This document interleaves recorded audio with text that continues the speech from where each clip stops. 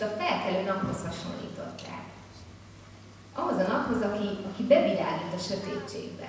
Abban a sötétségben, ami az emberek között alapból van, ami alapértelmezett, ami természetes tűnik, az emberi bűnnek, a gyűlöletnek, széthúzásnak, a reménytelenségnek a sötétjébe világít bele Jézus, ahogyan a nap is feltámad.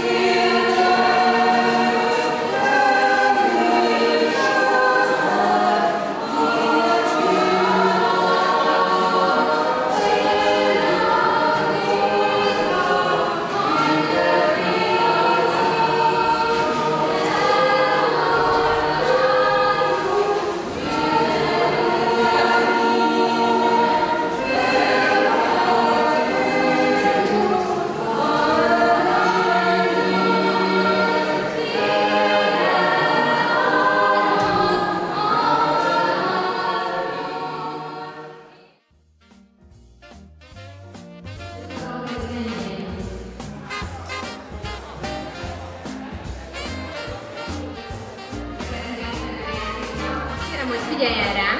Itt a földön láttok fejjel lefelé fordított papírlapokat. Az lenne a feladat, hogy mindenki ragadjon meg egyet, és fordítsa fel. A másik oldalon